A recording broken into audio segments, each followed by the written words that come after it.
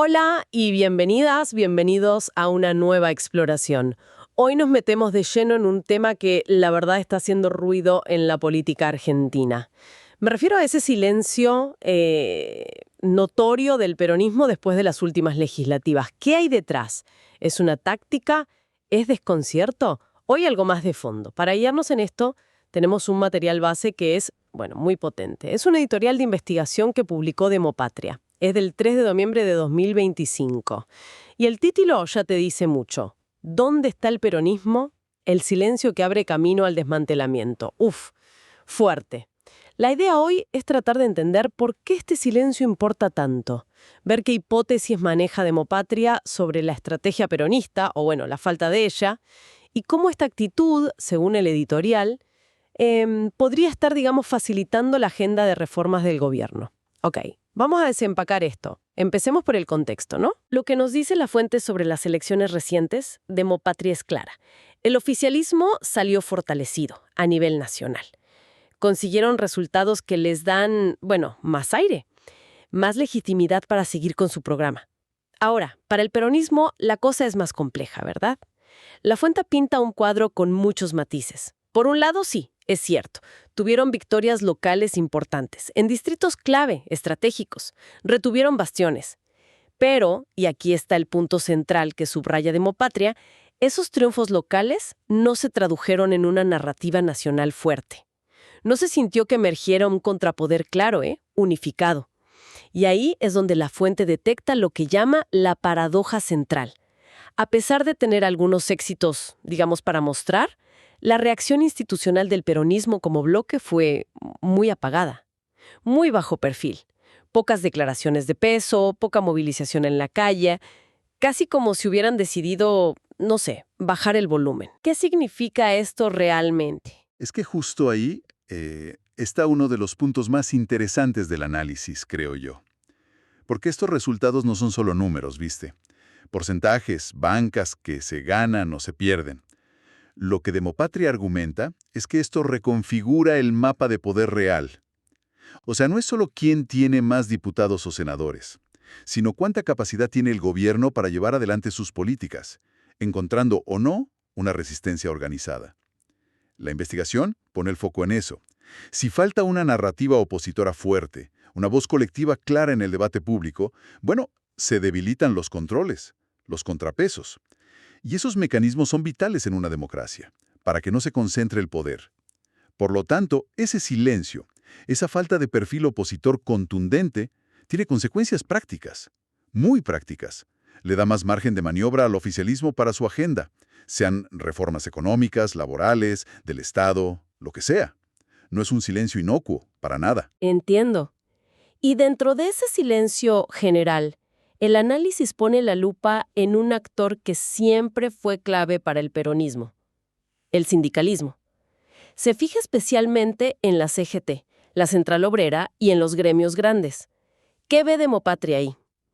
Bueno, según la investigación, lo que se nota es mucha cautela, un perfil bajo después de las elecciones. El editorial habla de multiplicación de reuniones internas, de debates intensos puertas adentro sobre qué posición tomar ahora, frente a este nuevo escenario, con un gobierno más fuerte. De hecho, Demopatria dice que habló con fuentes gremiales y que pintan un cuadro de cierto desconcierto en la CGT. Parece que hay una discusión fuerte sobre qué hacer. ¿Salen a marcar la cancha, hacer un contrapeso visible, o es mejor negociar más discretamente, por lo bajo, sin tanta exposición?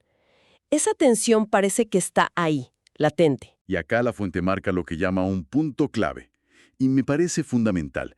Cuando los sindicatos, que son un pilar histórico y además tienen una capacidad de movilización enorme, bueno, cuando dudan así, cuando parecen paralizados, la capacidad de respuesta de los trabajadores frente a posibles reformas se reduce muchísimo, drásticamente. El editorial nombra el miedo a reformas laborales o a cambios en el Estado. Si la CGT y los gremios grandes no muestran un frente unido, una postura clara, ¿quién negocia? ¿Quién resiste del lado de los trabajadores? Y esto conecta directo con la tesis central de Demopatria.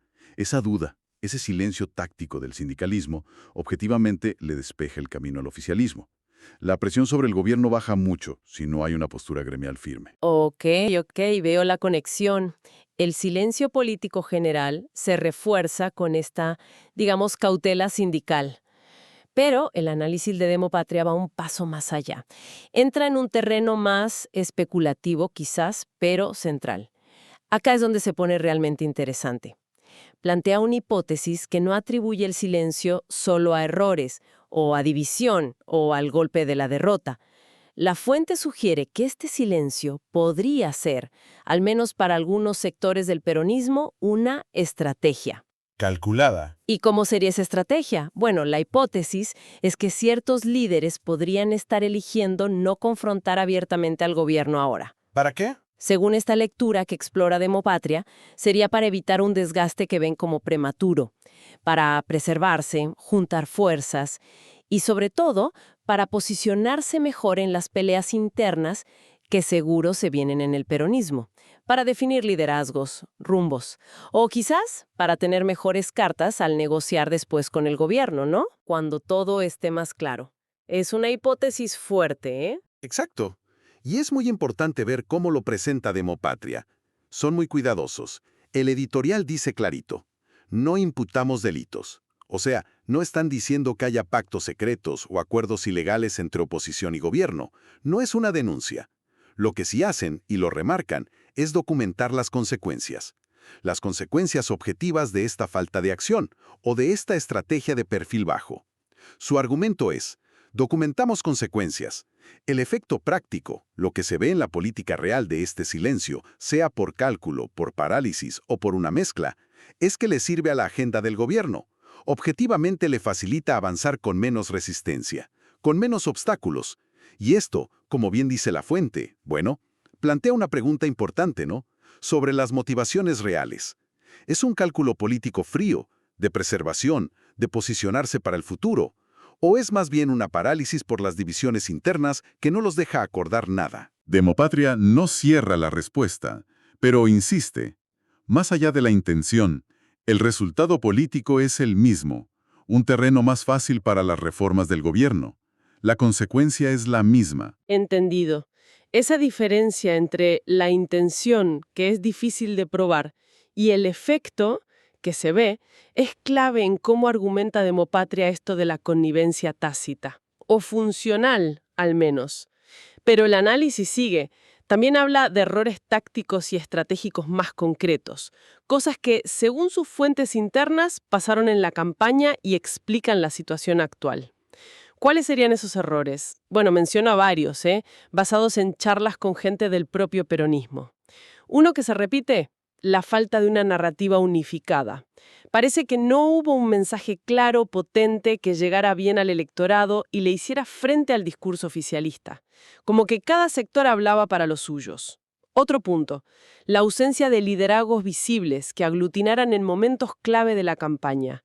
Figuras que marcaran el rumbo, que unificaran, que dieran imagen de fuerza, de dirección. Y por último, Demopatria dice que muchas decisiones tácticas, candidatos en algunos lugares, el tono de la campaña, parecían responder más a las peleas internas por el poder dentro del peronismo, que a una estrategia colectiva para ganar o defender un proyecto.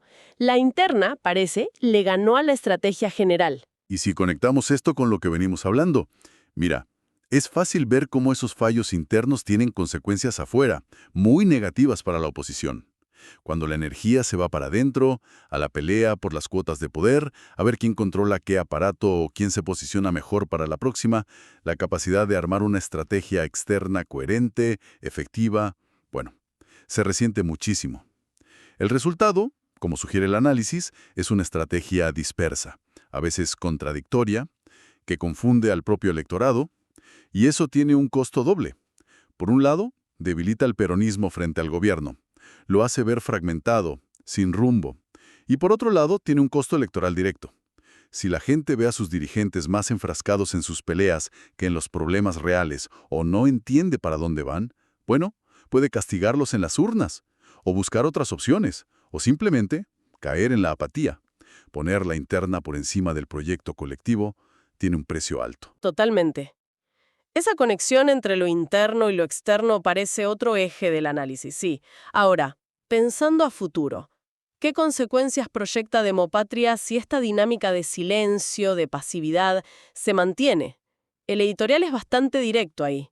Enumera varias. La primera, y la más obvia quizás, es perder rápido la capacidad de marcar la agenda política, la mediática. Si la principal oposición no propone temas, no cuestiona, no debate, el discurso público lo termina dominando casi por completo el gobierno. La oposición se vuelve invisible, irrelevante.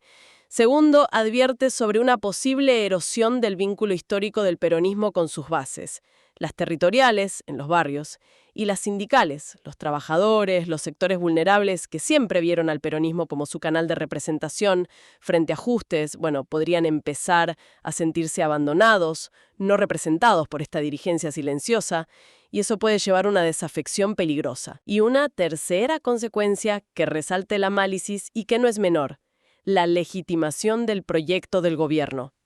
Según Demopatria, la pasividad opositora ayuda a legitimar, en los medios, ante actores económicos, el proyecto oficialista. Ese proyecto que busca, dice el editorial, reconfigurar el rol del Estado, las relaciones laborales. Si no hay crítica sólida, visible, desde la principal oposición, el discurso oficialista gana terreno. Se presenta casi como la única opción. Exactamente.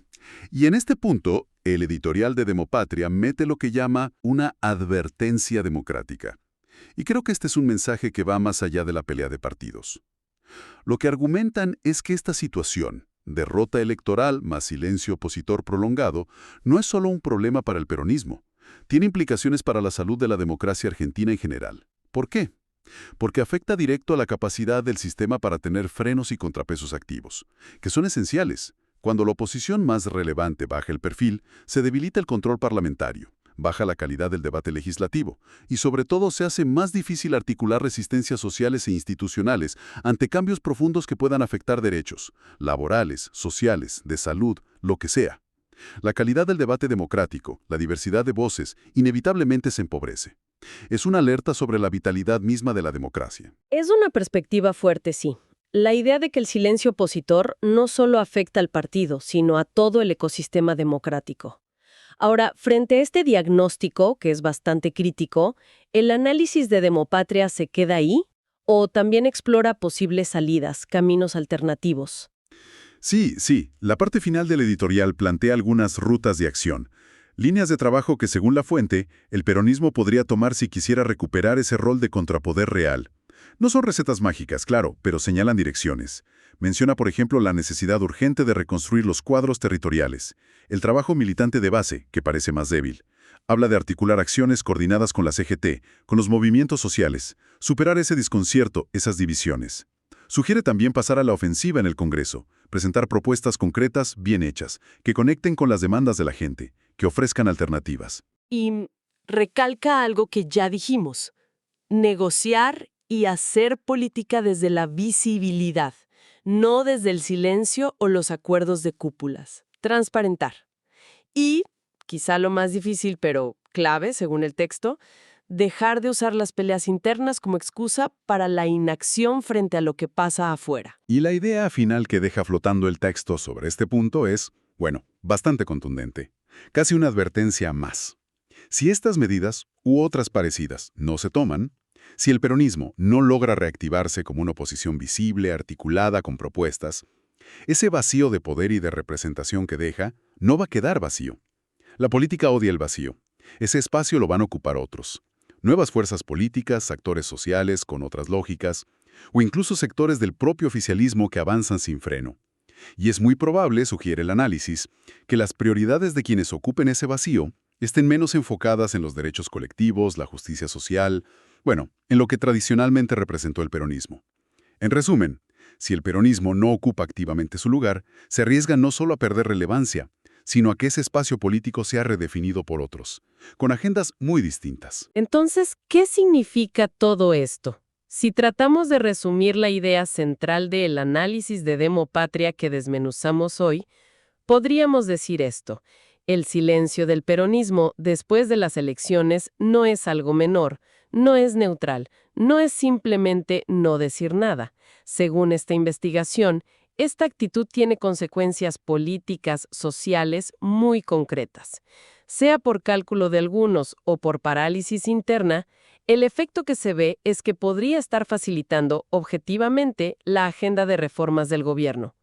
La pasividad, concluye el análisis, tiene un costo alto en influencia política, en capacidad de marcar la agenda y, sobre todo, en representar los intereses de una parte importante de la sociedad argentina. Y para cerrar nuestra charla de hoy, me gustaría dejar una reflexión final.